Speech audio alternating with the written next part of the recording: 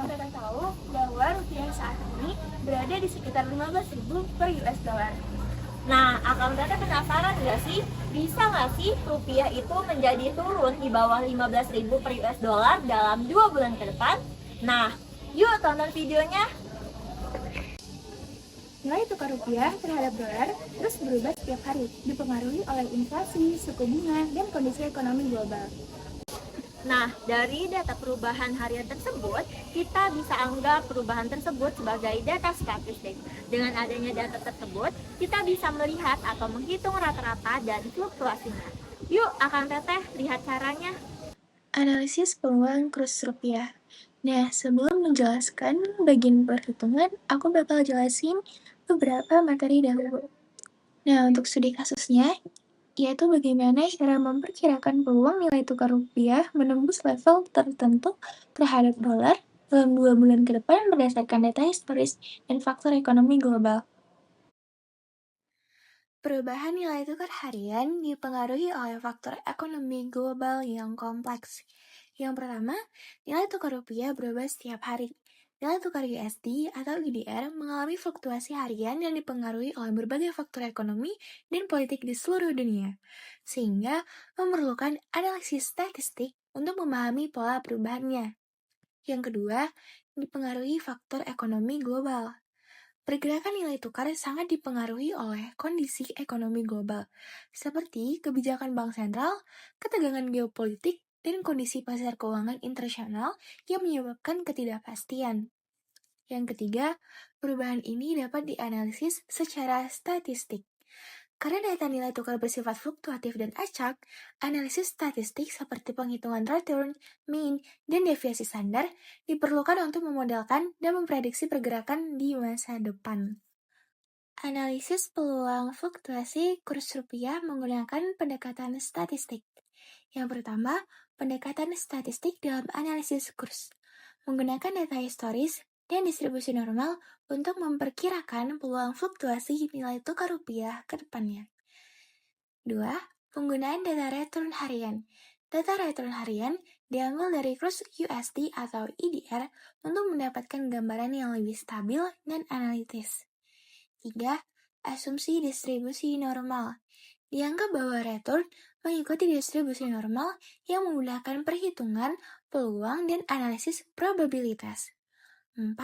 Langkah perhitungan peluang. Menghitung mean, standar deviasi, dan z-score untuk menentukan probabilitas kurs turun di bawah target tertentu dalam jangka waktu tertentu.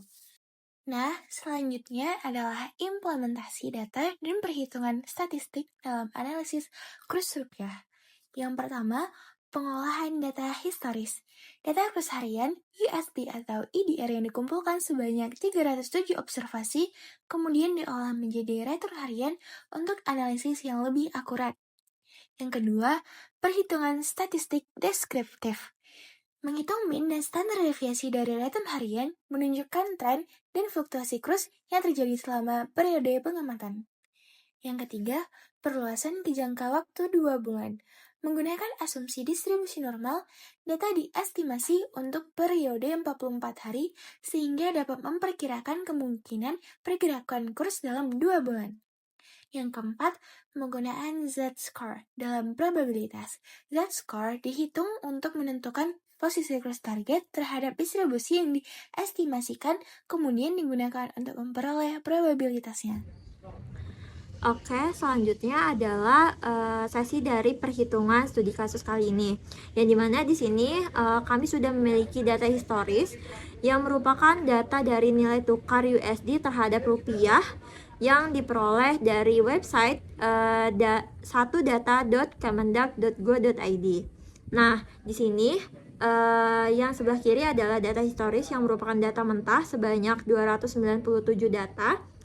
Namun, data yang akan kita olah sebenarnya adalah data yang merupakan perubahan di sini, yaitu data return-nya sendiri. Nah, maka dari itu kita harus mencari terlebih dahulu data dari perubahannya, yaitu rumusnya adalah data sekarang atau data sebenarnya dikurangi data sebelumnya dibagi dengan data sebelumnya. Ini adalah rumusnya. Nah, kita cari begitu juga ke data selanjutnya sampai data akhir, yaitu data ke 297. Rumusnya adalah data sekarang dikurangi dengan data sebelumnya dibagi dengan data sebelumnya. Selanjutnya adalah kita mencari rata-rata dari data return yang sudah kita dapatkan tadi. Rata-ratanya di sini adalah kita pakai rumus average yang ada di Excel, dan kita juga mencari standar deviasi dari data return yang sudah kita dapatkan. Kita menggunakan standar deviasi dari sampel. Nah, selanjutnya kita tidak akan memakai rata-rata atau standar deviasi yang sudah kita dapatkan tadi, tetapi kita akan memakai rata-rata dan standar deviasi yang sudah dikalikan dengan hari pada 2 bulan ke depan, karena kita akan memprediksi kurs rupiah apakah akan menurun di bawah 15.000 pada terhadap jangka waktu 2 bulan ke depan. Maka dari itu, di sini kita mengalihkannya dengan 44 dan standar deviasinya dikalikan dengan akar dari 44 sendiri. Nah, kenapa kami memakai 44 hari di sini bukan dalam 2 bulan itu 60 hari atau 62 hari? Karena kami memakai hari kerja saja atau hari libur tidak kami masukkan pada kurs rupiah atau perkalian dari rata-rata dan standar deviasi pada studi kasus kali ini, yang dimana setiap 1 minggu itu terdapat 5 hari kerja, dan juga dalam 1 bulan itu terdapat 22 hari kerja, sehingga dikalikan dengan 2 hasilnya adalah 44. Jadi 44 hari dalam 2 bulan.